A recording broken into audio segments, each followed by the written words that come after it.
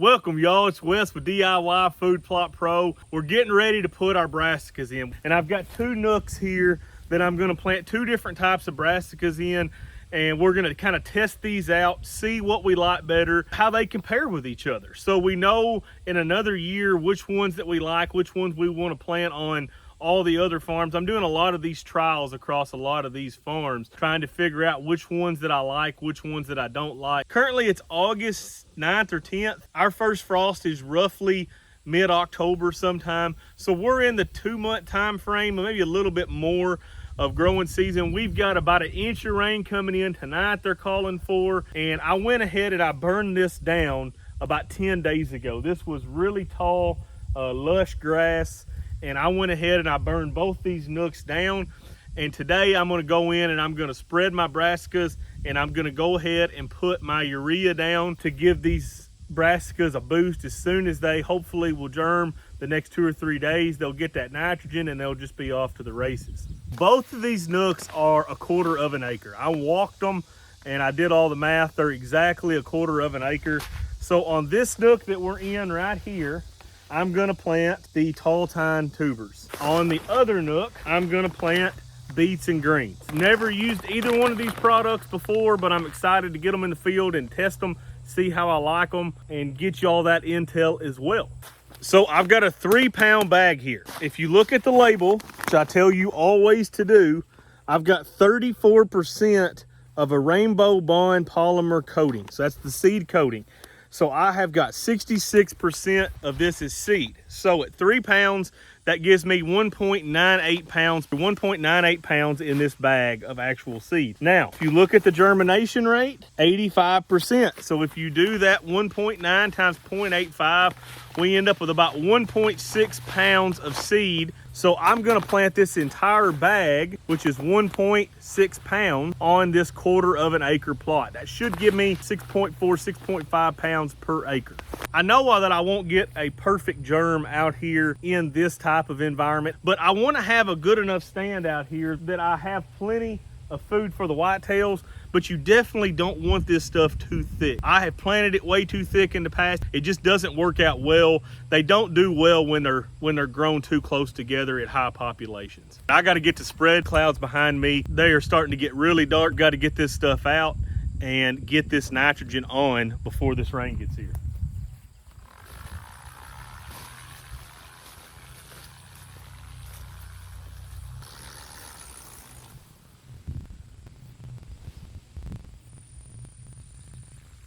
So I've got roughly half my seed done, and I obviously spread it long ways. What I like to do is barely open the gate and then go back and go this way.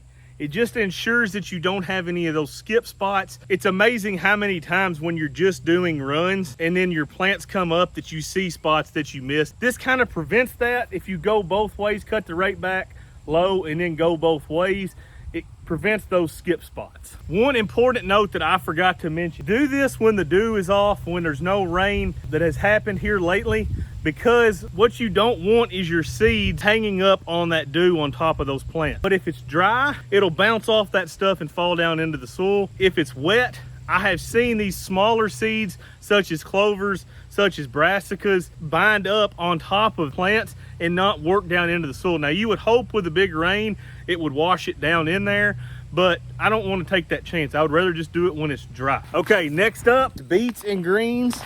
And you can see we've got radish, kale, rape, sugar beet, tall tine, turnip is what we've got here. We've only got a 19% coating on this one, so this one's gonna have more seeds than what the other one did.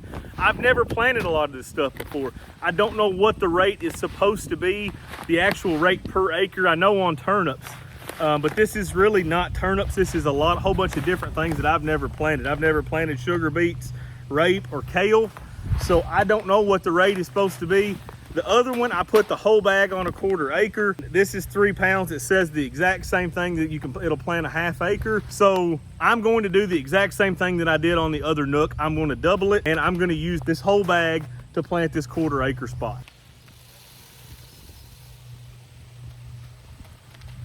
Storm's coming in.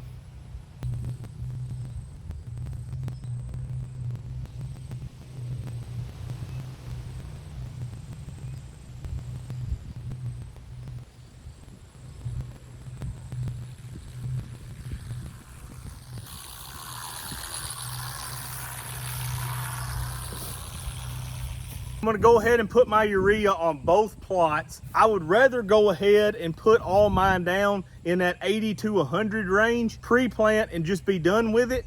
Especially when you've got rain like I do, it's literally right there. It's gonna be here in probably within an hour or two. I would rather just go ahead and put all my urea down and be done with it. You can put down a little bit, maybe a bag, and then come back in a 2 or 3 week period and put a little bit more. You're gonna speck the leaves a little bit when you do that. Definitely do that when the plants are dry. Don't do that when there's a dew on or after it just got through raining. It'll burn those leaves a whole lot worse at that point than what it will if it's dry. Some people like split broadcasting, and if I only had these 2 plots and this is all I did, I would probably do that. But I've got a lot of acres and a lot of plots across a lot of acres to take care of. I don't have time to be doing a lot of split application fertilizing. I don't do that on my corn. I would rather not do that on my brassicas.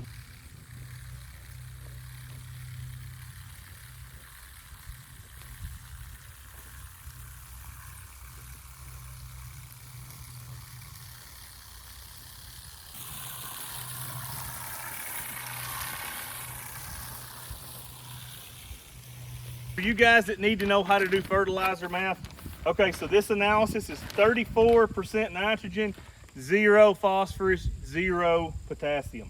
34% nitrogen, not pounds. So to make that easy, you take 2 50-pound bags, gets you 100 pounds of fertilizer, and you're gonna have 34 pounds.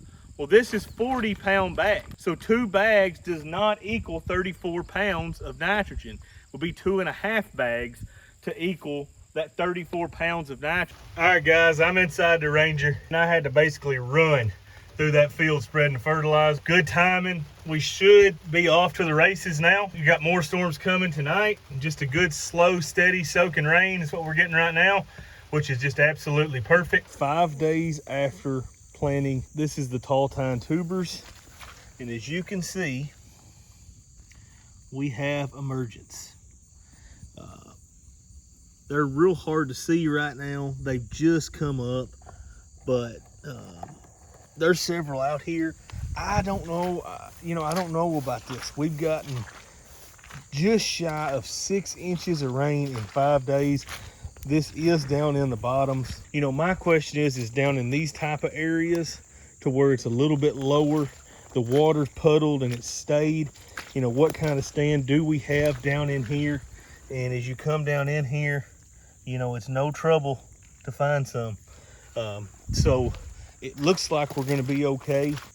So best I can tell, the places where the water is like off of it, not standing in water like those, we got another inch this morning. So, but the places that are like the high ground, it is no trouble at all to look down there and find a bunch of newly emerged plants.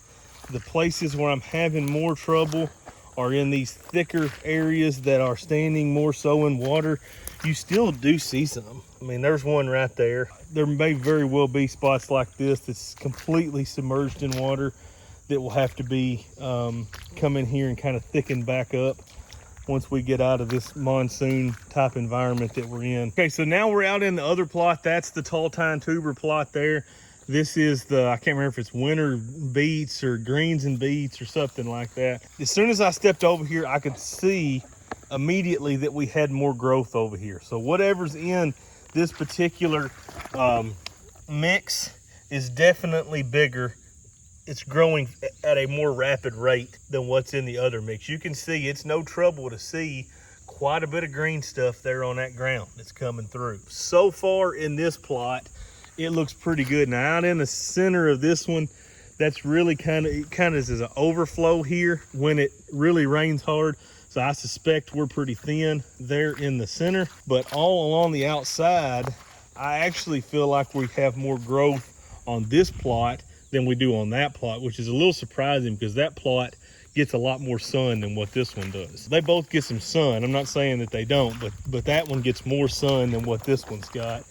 This is where I would expect not to see a whole lot. I suspect a lot of the seed got washed away in here, with these huge rains, but my gosh, you can see it right there. So for all you guys that are new to plotting that have never tried it, can you sow seeds on top of the ground without tilling, without working the soil whatsoever? And the answer is absolutely you can. And this is proof right here. What you need to do, the conditions have to be right. You can't sow this stuff, get 1/10 of an inch of rain, and then be dry for 2 weeks. That's not gonna work out how you want it to. You've got to have wet, humid conditions for several days. I mean, this is I don't think you need as much rain as what we got here. You don't necessarily need, 5-6 inches in full 5 days, but you need 2 or 3 days of good, solid showers, and just keep that topsoil moist and that thatch moist, and that will make your seed take off. Every one of these was scattered on top of the ground. And as you look at these, you don't see the seed. So what happened was that rain beat that seed down into that thatch. You can't see the seeds on any of these, but we have got a lot of green coming through there. I'm really excited about this. Honestly, this side looks a lot better than that side, and I really expected that side to be the one that would look pretty good. All right, guys, if you've watched the channel, you know I show you the good, the bad, the ugly. Here's the ugly.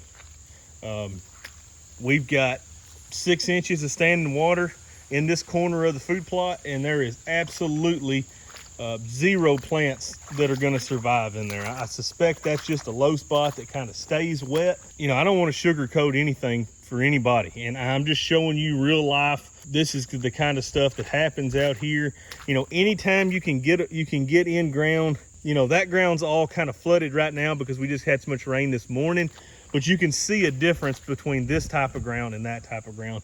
This had 0 thatch on it, or very minimal, and that's because that's such a wet area. It holds so much water. So I suspect areas where the thatch is thick will have a good enough stand. In spots where the thatch is thin, something like that, is we won't have a stand.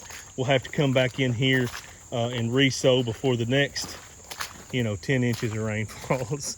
So thank you guys for watching. I really appreciate it. Smash that like and subscribe button if you hadn't already.